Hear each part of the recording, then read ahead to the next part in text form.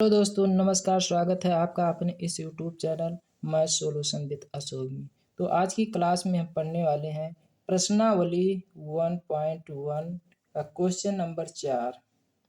पहला क्वेश्चन है, प्रत्येक वास्तविक संख्या या तो अपरिमेय संख्या होती है या परिमेय संख्या। तो वास्तविक संख्या जो होता है वो परिमेय और अपरिमेय संख्या दोनों के संग्रह से बनता है। परिमेय संख्या तो वास्तविक संख्या, यानी वास्तविक संख्या में परिमेय और अपरिमेय संख्याएं दोनों सम्मिलित होती हैं, इसलिए यह कथन सत्य होगा। दूसरा क्वेश्चन है, √7 एक अपरिमेय संख्या है परंतु वास्तविक संख्या नहीं। √7 एक अपरिमेय संख्या तो है परंतु वास्तविक संख्या भी है, क्योंकि वास्तविक संख्या में परिमेय और अपरिमेय संख्या दोनों ही सम्मिलित होते हैं, इसलिए यह कथन असत्य होगा। असत्य क्यों होगा? कि वास्तविक संख्या नहीं है, इसीलिए। तीसरा नंबर, 4 एक वास्तविक संख्या है परंतु अपरिमेय संख्या नहीं। 4 तो एक वास्तविक संख्या है लेकिन परिमेय संख्या 4 अपरिमेय संख्या नहीं है। 4 एक परिमेय संख्या है, इसलिए परिमेय संख्या तो वास्तविक संख्या भी होगा परंतु 4 अपरिमेय संख्या नहीं है, इसलिए कथन क्या होगा? सत्य होगा। अगला क्वेश्चन है, क्वेश्चन नंबर 5 है, निम्न संख्याओं को संख्या रेखा पर निरूपित कीजिए। पहला क्वेश्चन है √5। अब इसको हम इस प्रकार लिख लेते हैं,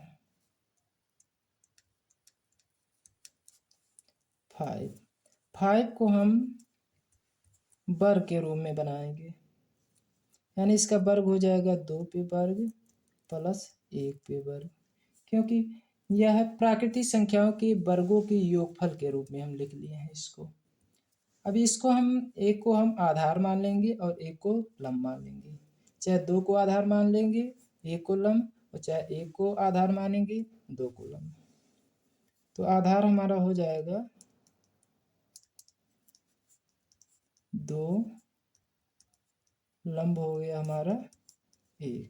अब हम क्या करेंगे? संख्या रेखा बना लेंगे पहले।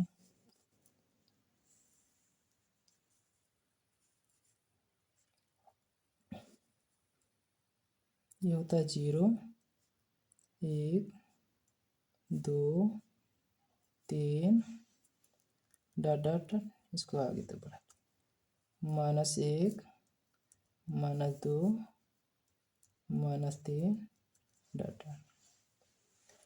अब हम इसको 2 इकाई तक हम यहाँ तक बढ़ाएंगे, 0 के दाएं तरफ 2 इकाई तक ले लेंगे, क्योंकि ये हमारा धनात्मक पूर्णांक है, इसलिए 0 से 2 इकाई तक यहाँ हमारा बढ़ेगा। तो ये दूरी हो जाएगा 2 इकाई। उसके बाद हम इस बिंदु को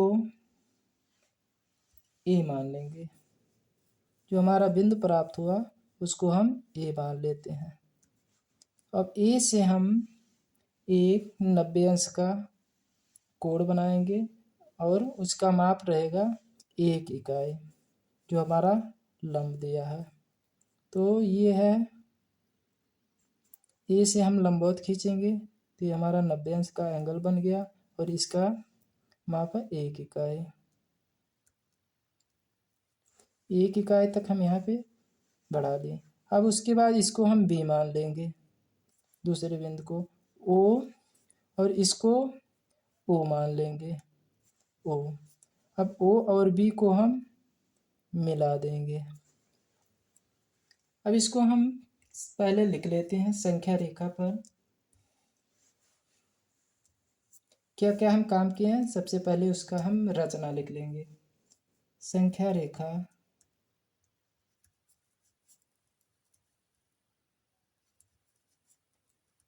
पर ओ ए बराबर 2 इकाई।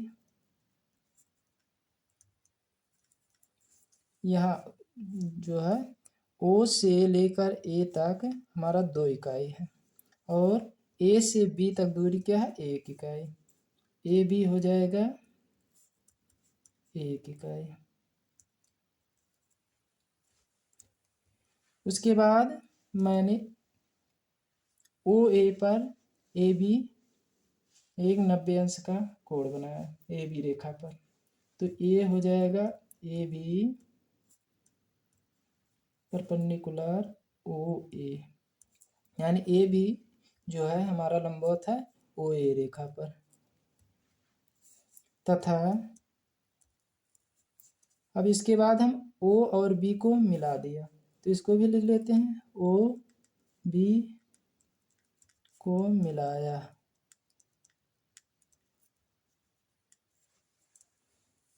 फिर यहाँ से हम पाइथागोरस प्रमेय लगाएंगे। पाइथागोरस प्रमेय क्या होता है कि कर्ण पर बना वर्ग शेष दो भुजाओं पर बने वर्ग के योग के बराबर होता है। पाइथागोरस प्रमेय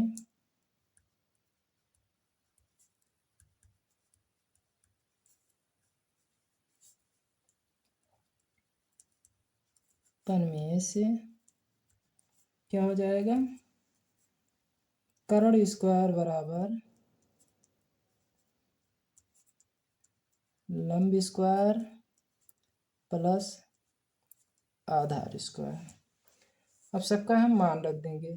कर्ण क्या है, कर्ण हमें ज्ञात करना है क्योंकि कर्ण दिया नहीं है। तो कर्ण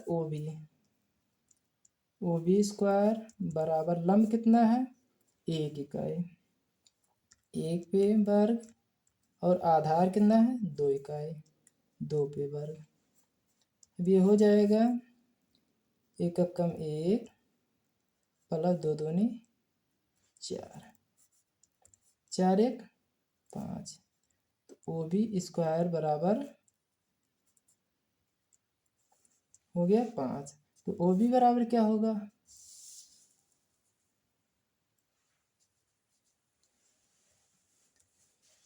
ओ बी कर्ण स्क्वायर बराबर लंब स्क्वायर प्लस आधार स्क्वायर। ओ बी स्क्वायर बराबर हो जाएगा लंब कितना दिया है 1 इकाई 1 स्क्वायर, आधार कितना दिया है 2 इकाई तो 2 पे स्क्वायर हो जाएगा। तो ओ बी स्क्वायर बराबर हमें ओ बी ज्ञात करना है क्योंकि ओ बी कर्ण है। तो ओ बी स्क्वायर बराबर 1 का वर्ग 1 हो जाएगा और 2 का वर्ग यानी 4 हो जाएगा 2 दूनी 4। तो ओ बी स्क्वायर बराबर 4 1 5। तो ओ बी बराबर हो जाएगा अंडर रूट 5। तो ओ बी का मान आ गया अंडर रूट 5। तो ओ बी हमारा आ गया अंडर रूट 5। अब हम क्या करेंगे, ओ से बी तक हम 5 सेंटीमीटर की त्रिज्या लेकर एक आर्क बनाएंगे। यहाँ से यहाँ तक की हम दूरी ले लेंगे प्रकार की सहायता से। तो यहाँ से ऐसे आर्क बन जाएगा, ये आके बिंदु यहाँ पे मिल जाएगा यहाँ से। तो यहाँ से और यहाँ जो बिंदु हमारा प्राप्त हुआ वो बिंदु सी बिंदु है। अब वहाँ से बी से और सी तो ये हमारा ए बी हमारा हो जाएगा अंडर रूट 5 और ओ से लेकर सी तक की जो दूरी बनेगा वो क्या हो जाएगा अंडर रूट 5।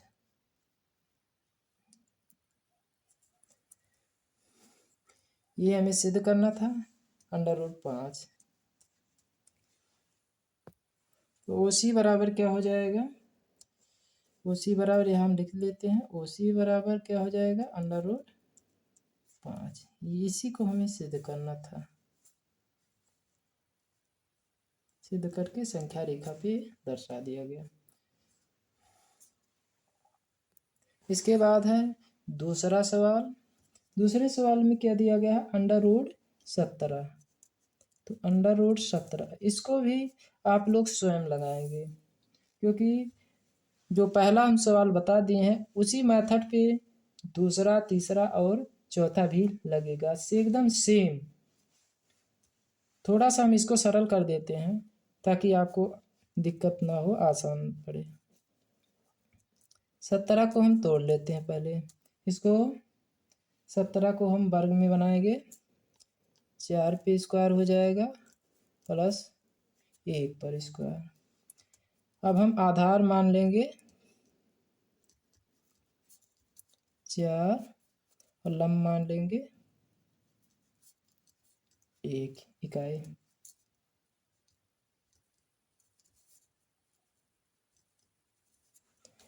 हम संख्या रेखा बना लेते हैं।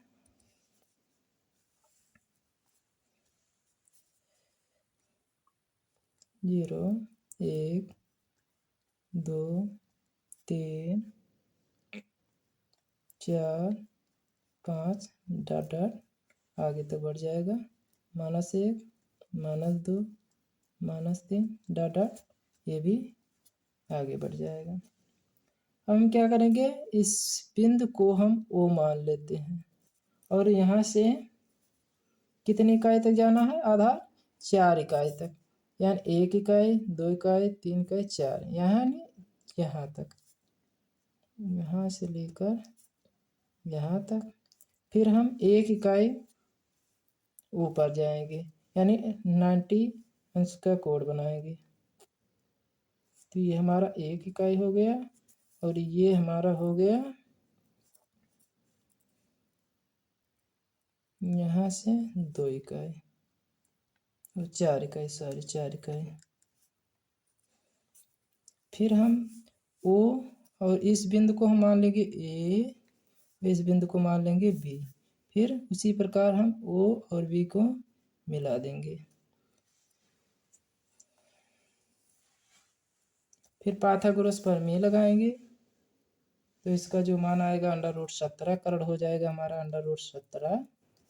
और इसी प्रकार यहाँ से हम आर्क लगाएंगे, O से B की त्रिज्या लेकर एक आर्क लगाएंगे, तो ये हमारा आर्क हो जाएगा, ऐसे आके यहाँ काटेगा।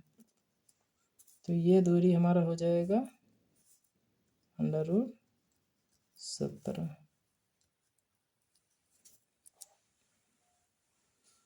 इसके बाद अगला क्वेश्चन है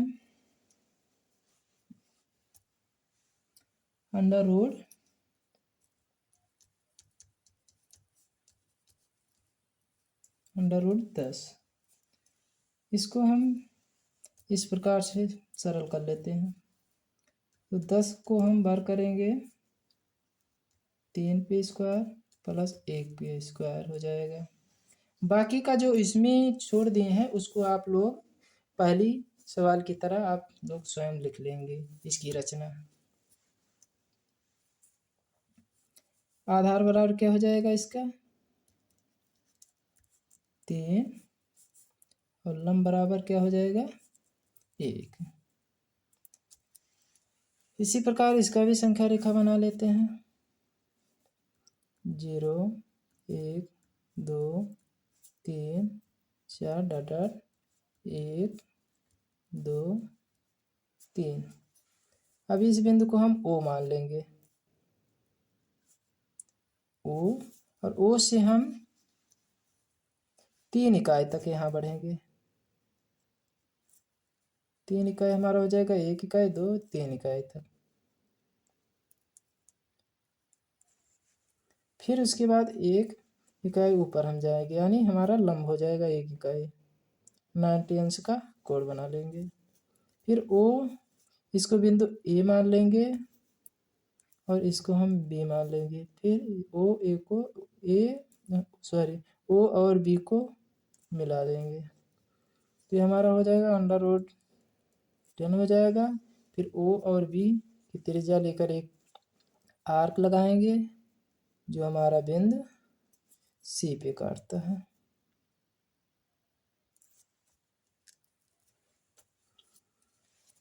तो यहाँ O और C की दूरी जो हो जाएगा वो √10 हो जाएगा।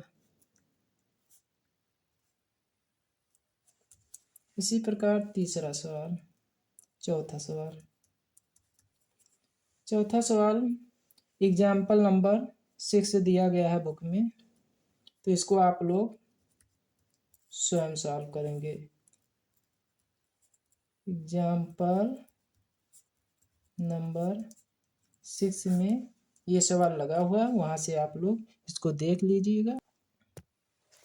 तो आज की प्रश्नावली में 1.1 में केवल 5 ही सवाल थे, जो आपको प्रत्येक क्वेश्चन का हल बारी बारी से बता दिए गए हैं।